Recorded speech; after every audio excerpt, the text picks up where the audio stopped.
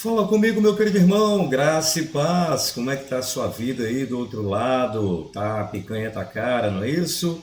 Tá tudo tão caro, o supermercado não tá fácil. Querido, mas nós queremos aqui poder transmitir algumas ideias falando a respeito da política brasileira. Eu coloquei aí o texto de Gálatas capítulo 6, no verso de número 7, quando fala: não erreis, Deus não se deixa escarnecer, porque tudo que o homem semear, isso também se fará. Tem uma turminha de Brasília, turminha da política, turminha do Congresso, turminha dos tribunais, turminha lá do alto escalão do funcionalismo público, que acha que Deus nem existe, que Deus não está vendo nada que eles estão fazendo. Essa turma está muito enganada. Eles estão lá no Salmo 14, no verso 1, quando declara: diz o nécio, diz o tolo no seu coração, não há Deus. Querida, a pergunta que Abacuque declarou no capítulo 1, no versículo de número 2 em diante, ele fala: até quando, Senhor, clamarei eu e tu nada farás? Falarei vexação, vergonha, e tu não vai intervir, porque o juízo ele está sendo pervertido. O ímpio cerca o justo e a sentença sai de forma enganosa. E é o que a gente está vendo acontecer no nosso Brasil, na capital do nosso país. A gente está vendo a sentença ser deturpada, a justiça ser vituperada, e parece que Deus não é juiz de nada, porque aparentemente Deus está de braço cruzado, ouvido agravado, braço e mão encolhida, e nada está fazendo. Esse povo que está aí está enganado, meu querido irmão. Esse povo que acha que Deus não está vendo o que eles estão fazendo, está enganado. E olha, alguém falou que é um tempo de colheita, é um tempo de plantio e é um tempo de colheita. Um político aí declarou que vai ter uma grande colheita. E eu te falo, vai ter sim. Vai ter uma colheita nessa cidade, nessa capital brasileira denominada Brasília. E é uma colheita, não é uma colheita boa. Será uma colheita terrível para aqueles que praticam a iniquidade. Será uma colheita terrível para aqueles que praticam injustiça. Chegará sim, vai chegar urnas novinhas aí nesta capital nacional. Vai chegar urnas, mas não são essas urnas que se teclam números e se aperta confirma, não. Serão urnas em que se recolhem os corpos daqueles vis pecadores.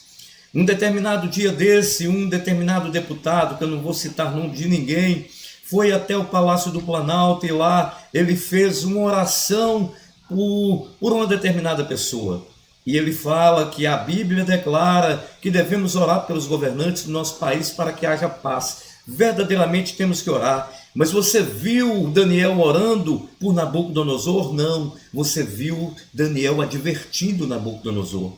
Você viu em Daniel capítulo 5, Daniel orando por Belsazar, quando Belsazar vê aquela escrita na parede, quando fala Mene, Mene, Tekel, Parsim. Você viu Daniel orando por Belsazar? Não. Você viu Daniel advertindo Belsazar que ele foi pesado na balança e foi achado em falta, e que o reino dele foi dividido, o reino dele havia chegado ao fim e seria dado aos medos e aos persas.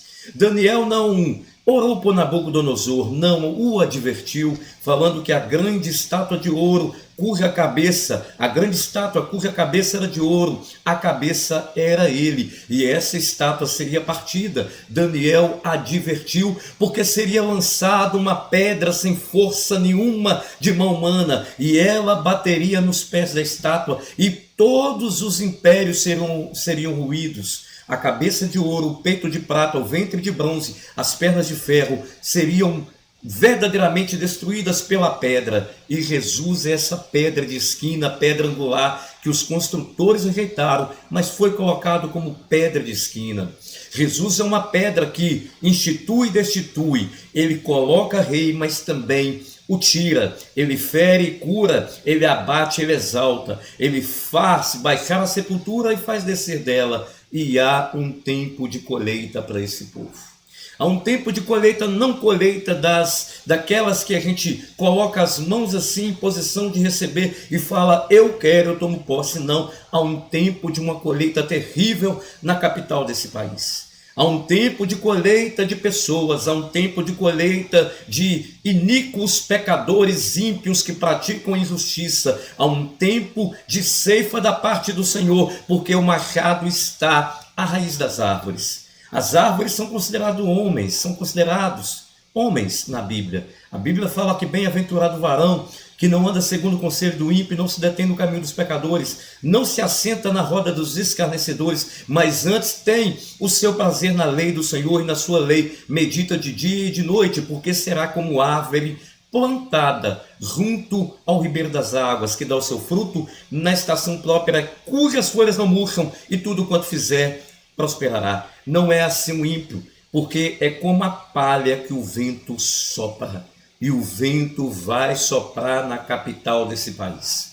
O vento vai soprar a palha dessas pessoas que não têm peso espiritual. E não pensem vocês que é o diabo que vai ceifar. Não pensem vocês que é Satanás que vai passar por aí com a foice dele. Não. Quem vai passar na capital desse país é o machado do poder de Deus. Vai ceifar a muitos e haverá urnas chegando nessa capital. Entenda o que eu estou falando. Haverá uma colheita, porque quem planta na carne, da carne colhe corrupção, e quem planta no espírito, do espírito colhe vida eterna. O que essas pessoas fizeram, Deus viu e Deus dará a justa paga. Entenda isso. Oremos pela nação, pelo país, oremos até mesmo pelos governantes, mas Daniel, ele advertiu aqueles que praticaram a injustiça. João Batista não se levantou para falar com Herodes, Herodes, se arrependa do seu pecado, porque senão Deus vai te destruir. Não, João Batista, ele advertiu Herodes. Ele sofreu o dano da palavra da verdade que saiu da boca dele. Ele foi lançado no cárcere, teve a sua cabeça cortada, foi decapitado, colocado a sua cabeça numa bandeja de prata e entregado à mulher de Herodes, para que a filha e a mulher se satisfizessem dos seus pecados. Mas ele proclamou a verdade. Proclamemos aqui a verdade, que Deus vai com poder operar grande ceifa nessa nação, e a capital brasileira vai entender que há Deus no céu que pratica retidão e justiça. No capítulo 12 do livro de Atos, quando Pedro foi colocado na prisão, cercado por 16 soldados, enquanto Tiago foi passado a fio de espada pelo homem denominado Herodes, o qual viu que o povo judeu se alegrou quando mataram a Tiago e prenderam a Pedro.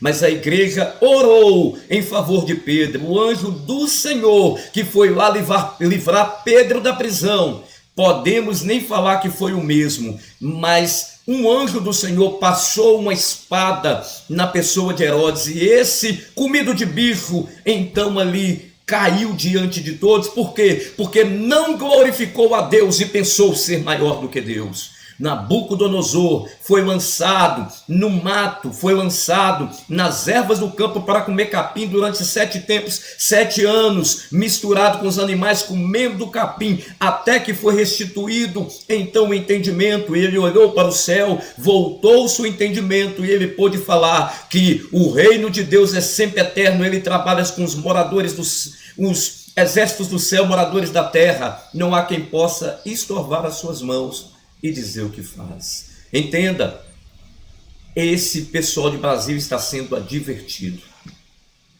Assim como Herodes em Atos 12, assim como Nabucodonosor no livro de Daniel no capítulo 4, assim como Belsazar no livro de Daniel no capítulo 5, sejam advertidos. Haverá uma colheita no ano que vem.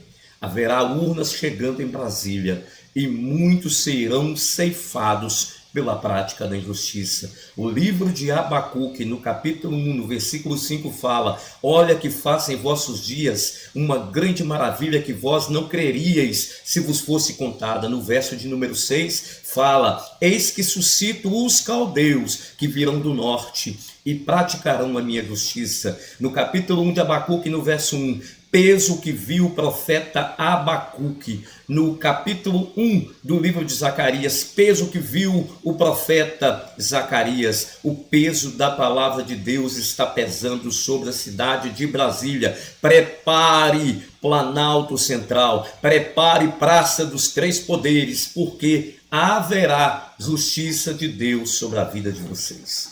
Deus abençoe a nação, Deus abençoe as nossas vidas, no nome de Jesus.